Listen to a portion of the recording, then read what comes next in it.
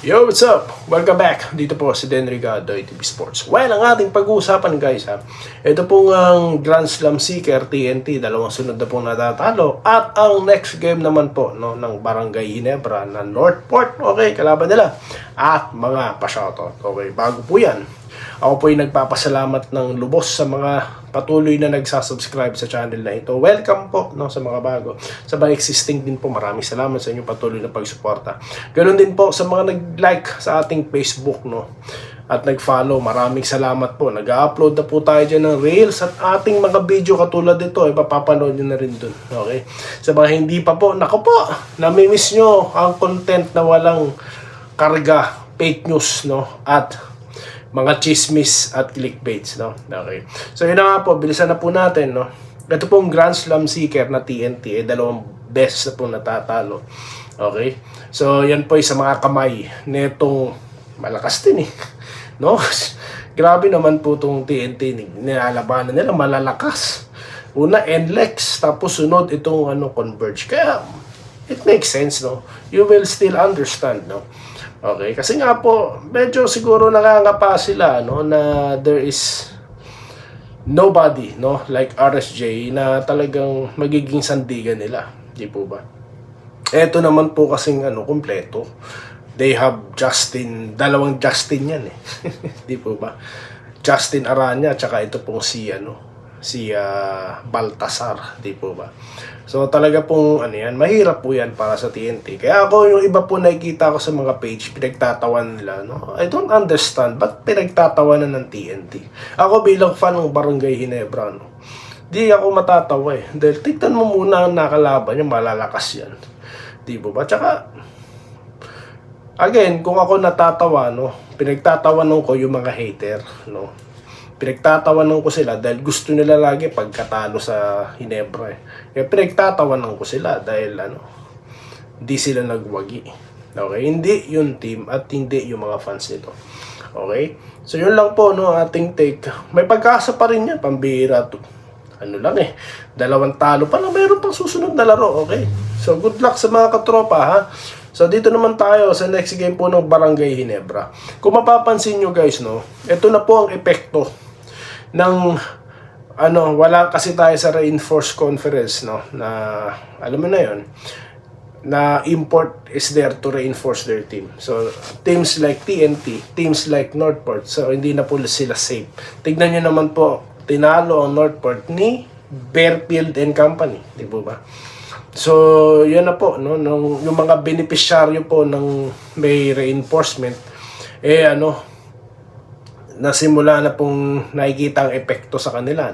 Ang Ginebra, di rin po excuse yan. Di po ba? So, again, yung Terrapirma, tinalo. Alam naman po natin yun. Ayoko na pag-usapan pa yun. Tapos na, panalo na. Congrats. Pero, nasubukan po sila nung nakakalaban ng TNT.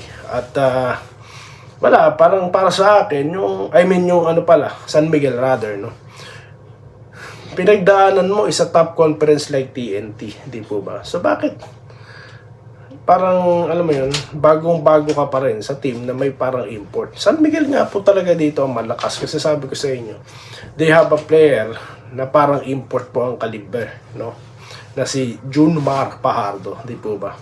So sinabi ko na po yan bago magsimula ang conference na ito. The San Miguel is in advantage dito po sa serye na ito. Who can match Junmar, guys? Tingnan mo nga, sa size at talent, sino ang pabantay dyan? Yan lang po kasimple. Wala na po tayong pag-uusapan dyan. Di po ba? Kaya po, then si Jay Perez, na gagamit po. May weapon naman po ang Ginebra dyan. We have Abarrientos, Pero again, hindi ko po nakikita yung full, tawag dito, nagagamit yung niya, full potential niya, So, yun lang. Pansin ko lang. Okay? So, sunod na kalaban po ng Ginebra is Northport. So, ano pong inaasahan natin dyan? Well, of course, dapat manalo ang Barangay dito, They can't lose back to, di sila pwede matalo rito ng back to back, They have to bounce back. Okay? So, kayang-kaya. Tinalo sila ng Bearfield and Company, no? Bossing, Blackwater, bakit di sila tatalunin ng isa sa tinuturing na malakas na team din sa PBA na barangay? Di po ba? No? Yun lang po ang aking point of view dyan. Okay, so dito na po tayo sa mga pa-shoutout, guys. Napakarami pong nag-comment. Konti ang nanood. Expectedly naman po talaga yan. Pag natatalo Ginebra, wala pong gana yung ibang mga na manood sa Doy TV, no?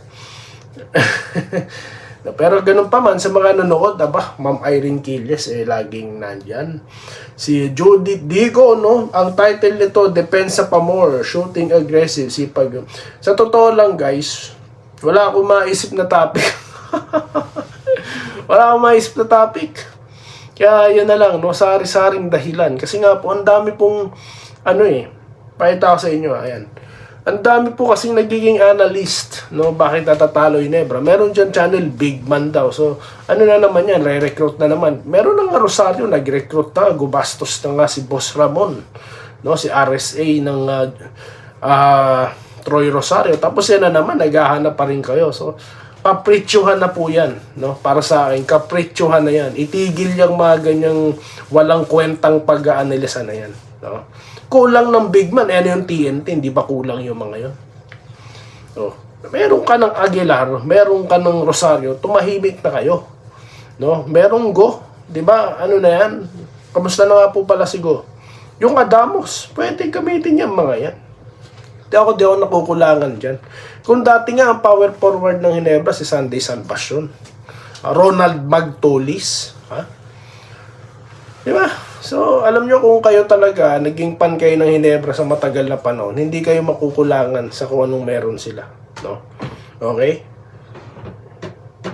Let's trust the people, no? Or the players na existing. Dati nga, di kayo nakulangan kay Wilmer Ong, kay Beniche. Tapos ngayon, meron ka ng Rosario, meron ka ng Aguilar, nakukulangan pa rin kayo. Grabe na po yan. Serene Ngasca, gaya ng San Miguel, Bersman, kung hindi basta nagawa ni Jurmar na basta kayanin ang depensa ni Bates. Match naman po kasi yung dalawa, no? Malaki din si Bates, no? At he's playing like a veteran, di po ba? Depensa daw po. Noon pa po kalaban nila TNT, depensa. Ano ba yan? Reminders, no? Tama ka dyan, Doy Team. Kumbaga sa pelikula, bida, nagpapabugbog, Rex Poral. Talagang talo sila, wala kasi Brown. Hindi po nagpapabugbog, no? Yeah. Alam nyo guys, kumbaga sa Ginebra, naka-full battle gear na yan. So bakit sila magpapabuli? Ba't sila magpapabugbog? Para pong, yan? Para kang timang yan. Tama sir, sobrang lamya ng depensa. Yun na nga po Charles De La Cruz. Juan Sulege, si Vic Manuel po dapat kunin, no? Vic Manuel, maka Vic Manuel si sir. Virgilio Mangalino, wala sa big man yan ang magandang nilalaro depensa. Tama po kayo dyan, no? Ang kailangan lang ng Ginebra, depensa at agresibo. Yun na nga po you have a talented players di ba? Meron kang bench na pwede mong gawing first fight. Di po ba? So, yung mga big man, mga pinagsasabi nyo. Yung mga nagsasabi po niyan, lang po yan, no? Kasi po yan po yung ibang clamor ng mga fans, no? Pero again, kung kayo po yung mga noon pang fans ng Ginebra, no? Kontento nga tayo noon ng sentro natin, si Alex Crisano. Di po ba? Sinong kapalitan niya? Banjo Calpito. Di po ba? Ngayon may Aguilar ka, you have legit 6'9", tapos nakukulangan pa kayo. Mayroong pa kayong Troy Rosario, 6'7". Dito tayo, Robert Quijano, good morning. Idol, hindi kailangan ng big man, si Malonzo. Yung isa pa yun, may Malonzo pa. Pambira. Doy Idol. Edgar Manaig. Masal, si Team Con, mga depensa inconsistent. Felipe, wala, depensa Ginebra. Yun na nga po, wala kang depensa, wala ka pang consistency sa shooting, no? Mahirap po yun. Kaya nga sabi ko guys, kailangan i-unload na yung ibang mga player na lalaro ngayon na maganda, bukas hindi. Dapat po, yung mga consistent players, nandyan na, ibalandra na, no? Again, gamitin as asset, no? Ngayon po, yung negosasyon, no, about dito sa Terra Firma, Di na naman po natuloy. So sana free sa mga ano niyan. Dapat hindi sila pwede mag-trade hanggat for sale yung team nila. No, para po wala na namang mga questionable trade na gagawin niyang mga para sa akin questionable yung mga trade nila. Bakit ko nasabing questionable?